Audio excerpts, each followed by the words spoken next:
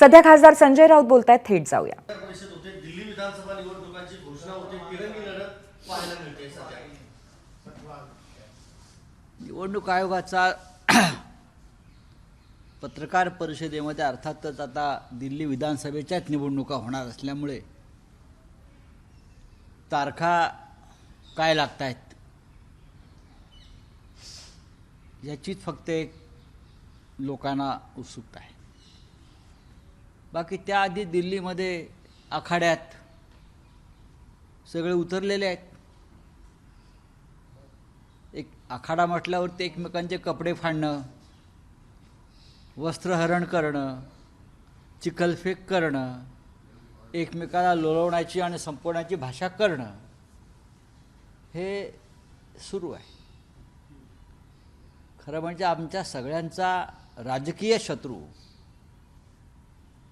जो देशाच्या लोकशाहीच्या मुळावर आलेला आहे तो भारतीय जनता पक्ष आहे. आम्ही लोकसभेला सगळे एकत्र येऊन भारतीय जनता पक्षाला मागे रेटलं. इंडिया आघाडीनं एनडीएचा भारतीय जनता पक्षाचा पराभव केला. चंद्राबाबू आणि नितीश कुमार यांच्या कुबड्यांवरती मोदींचं सरकार आहे. आम्ही त्यांचा पराभव केला. आम्ही एक असल्यामुळे दुर्दैवानं दिल्लीमध्ये ते चित्रात दिसत नाही. कारणं काही असते. प्रत्येकाला दिल्लीची सत्ता हवी आहे, पण दिल्लीमध्ये सत्ता कोणाच्याच हाती नाही आहे. दिल्लीची सत्ता लोकशाही मार्गानं केजरीवाल यांचं सरकार जरी आलं असलं तरी दिल्लीची सत्ता ही लेफ्टनंट जनरलच्या हातामध्ये आहे, लेफ्टनंट गव्हर्नरच्या हातामध्ये आहे, अमित शहांच्या हातामध्ये आहे आणि मोदींच्या आणि भाजपच्या हातामध्ये. पण तुमचे दोन मित्र वेगवेगळे लढतायत, काँग्रेस आणि आम आदमी पक्ष. मी तेच ते तुम्हाला सांगतो आहे. मी आपल्याला तेच सांगतो आहे की भारतीय जनता पक्षाचा पराभव करण्यासाठी आपापसातले मतभेद विसरून एकत्र येणं गरजेचं होतं. मला आश्चर्य वाटतं आहे की काँग्रेस पक्ष आणि आम आदमी पार्टी लोकसभेला एकत्र लढले, एकत्र प्रचार केला. आमच्या व्यासपीठावरती केजरीवाल आले, केजरीवालच्या व्यासपीठावरती काँग्रेस गेले. पण दिल्लीमध्ये काँग्रेस पक्षानं केजरीवाल यांना देशद्रोही ठरवण्याचा आणि तसा प्रचार करण्याचा जो एक प्रयत्न चालवलेला आहे त्याला शिवसेनेचं समर्थन नाही. आम्ही एकत्र आहोत, एकत्र राहायला पाहिजे. टीका टिप्पणी होऊ शकते, राजकीय विरोध होऊ शकतो, पण अरविंद केजरीवाल आणि त्यांच्या पक्षाला काँग्रेस पक्षानं देशद्रोही ठरवणं हे कोणालाही मान्य होणार नाही. काल धनंजय मुंडे अजित पवारांना भेटले, पण पुरावा मिळेपर्यंत धनंजय मुंडेंचा राजीनामा घेतला जाणार नाही अशी माहिती समोर आली. व आम्हाला सगळ्यांना पुराव्याशिवाय तुरुंगात टाकलं होतं यांच्या सरकारनं.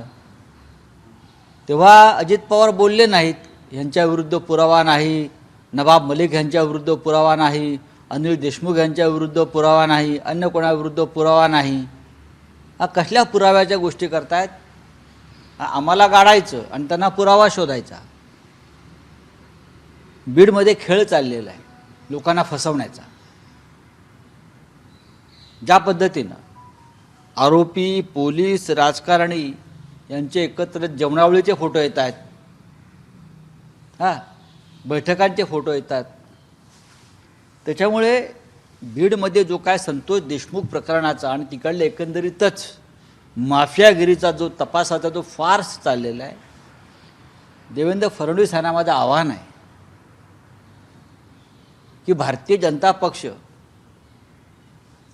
ज्या पद्धतीनं आपल्या माफिया मित्रपक्षांना सांभाळण्याचा प्रयत्न करत आहे त्याच्यामुळे संपूर्ण महाराष्ट्राचं माफियाकरण होईल. बीड पॅटर्न जर महाराष्ट्रात लागू झाला तर प्रत्येक जिल्ह्यामध्ये हा बीड पॅटर्न लागू होईल आणि तुमच्या हातातून राज्य सटकून जाईल. या राज्याची बदनामी होईल, हे राज्य खतम होईल. माझं गृहमंत्र्यांना आव्हान आहे की बीडमध्ये संपूर्ण पोलीस खातं बरखास्त केलं पाहिजे आणि बीडमधला संतोष देशमुखचा जो खटला आहे हा पूर्णपणे बीडच्या बाहेरच चालवायला पाहिजे. आणि दुसरं म्हणजे सर्व पोलीस अधिकारी SIT मधल्या प्रत्येक पोलीस अधिकाऱ्याची तपासणी केली पाहिजे की तो गुन्हेगारांशी संबंधित आहे का नाही गेल्या काही वर्षामध्ये बीड आणि आसपासचं संपूर्ण पोलीस खातं आणि प्रशासन या लोकांनी पोखरून आपल्या ताब्यात घेतलं होतं आणि घेतलेलं आहे. सातपुडा या बंगल्यावर एक बैठक झाली होती. त्या बैठकीत त्यांनी 3 कोटीची खंडणी मागितली. त्या बैठकीला वाल्मिक कराड, नितीन भिक्कर वगैरे हे सगळे उपस्थित होते. हे पुरावे समोर आलेले आहेत. हे पुरावे समोर आल्यावर अजित पवारांना कोणते पुरावे पाहिजे? अजित पवारांनी भारतीय संविधानामधला किंवा कायद्याच्या पुस्तकामध्ये एक एव्हिडन्स ॲक्ट आहे, इंडियन एव्हिडन्स ॲक्ट, तो बदलला का? वेगळा केला का इंडियन एव्हिडन्स ॲक्ट? हे त्यांनी सांगावं. अजित पवार हे हतबल आहेत. अजित पवार हे नेते नाहीत. अजित पवार हे ॲक्सिडेंटल नेते आहेत. भारतीय जनता पक्षाच्या EVMच्या कृपेनं त्यांना जागा मिळालेल्या आहेत, स्वतःच्या कर्तृत्वावर नाही. जर ते नेते असते आणि महाराष्ट्राचे नेते असते तर त्यांनी बीड प्रकरणामध्ये मंत्र्याला आपल्या मंत्रिमंडळातून वगळलं असतं, जोपर्यंत त्यांना न्यायालय निर्दोष मानत नाही. सरकारकडे काय मागणी असेल तुमची? सरकारकडे काय मागणी असेल? मी मगाशी सांगितलं ना, बीडचं संपूर्ण पोलीस खातं वरपासून खालपर्यंत बरखास्त करून तिथे नवीन नेमणुका व्हायला पाहिजेत आणि हा संपूर्ण खटला बीडच्या बाहेर चालायला पाहिजे. सुरेश दास यांनी गौप्यस्फोट केलाय. सांगितलंय वाल्मिक कराड याला पंकजा मुंडे आणि धनंजय मुंडे यांच्यापेक्षा मोठं व्हायचं होतं. धनंजय मुंडे हे आवडतेपणेचं राजकारण करतायत. त्यांनी बाळूतून पैसे, राखेतून पैसे वगैरे कमवलं आहे. बघा, आता ह्या गोष्टी वारंवार बाहेर आलेल्या आहेत. बीडमध्ये बीड पॅटर्न जो आहे तो कशा प्रकारे या महाराष्ट्रात सुरू होता आणि अजूनही चाललेला आहे. ही धुळफेक सुरू आहे. तपास हा धुळफेक आहे. अजूनही तेच चालू आहे. वाचवण्याचेच प्रकार चालू आहेत आणि हे वाचवले जातील. खरे आरोपी आजही बाहेर आहेत. सुरेश धस बोलतात आणि नंतर माघार घेतात. त्यांना वरून दट्ट्या आला की माघार घेतात.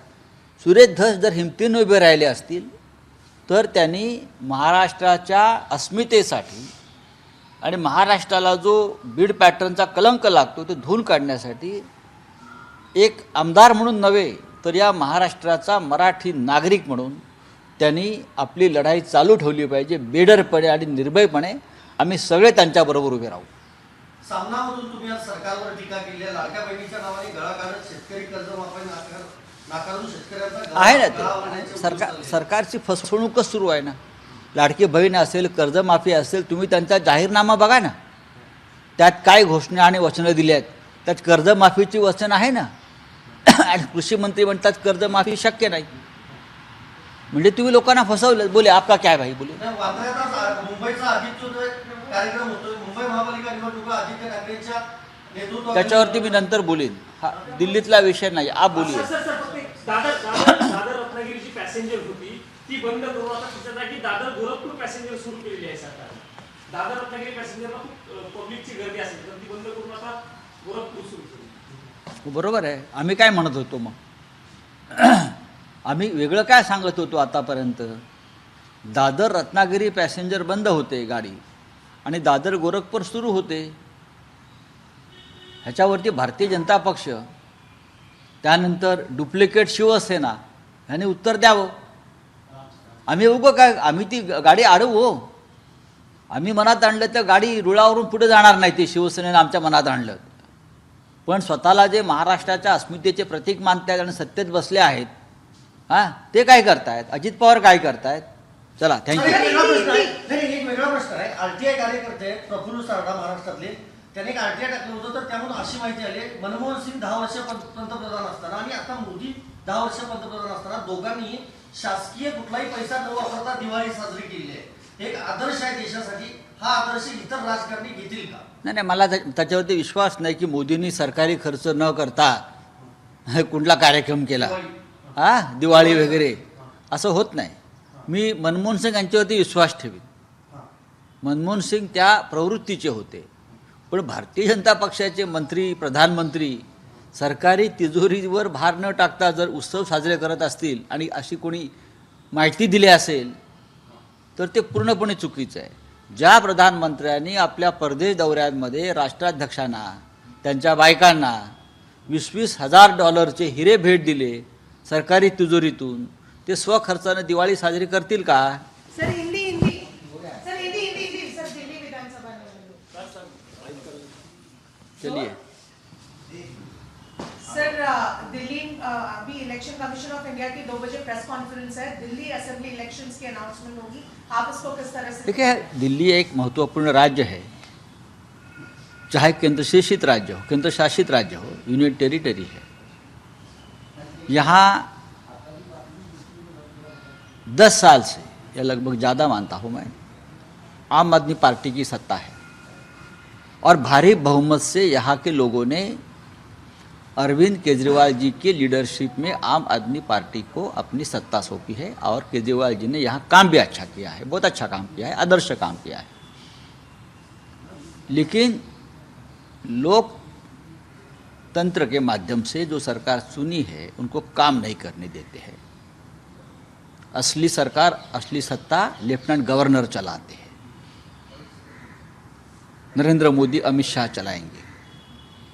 जो बीजेपी के लोग चाहते हैं वही करेंगे। तो विधायक है, मंत्री है, उनको काम नहीं करेंगे, जो काम करेगा उसको जेल में डालेंगे। आज केजरीवाल जी हो, संजय सिंह हो, मनीष सिसोदिया हो, सत्येंद्र जैन हो, ये यहाँ की स्थिति है दिल्ली की। अब चुनाव होने जा रहे, तो ये चुनाव मैं मानता हूँ फिर एक बार अरविंद केजरीवाल जी जीतने जा रहे हैं। तो आज तारीख घोषित करेंगे और फिर बीजेपी वाले नया बखेड़ा निर्माण करेंगे, फिर एक बार रेड्स हो जाएंगे, कोई जेल में जाएगा, ये खेल चलता रहेगा। मेरी बात है, मेरी पार्टी की एक भूमिका है। लोकसभा में आम आदमी पार्टी और कांग्रेस एक साथ लड़े थे, हम सब एक साथ रहे ना, इसीलिए तो बीजेपी का हमने पराभव किया है, हराया है बीजेपी को हमने।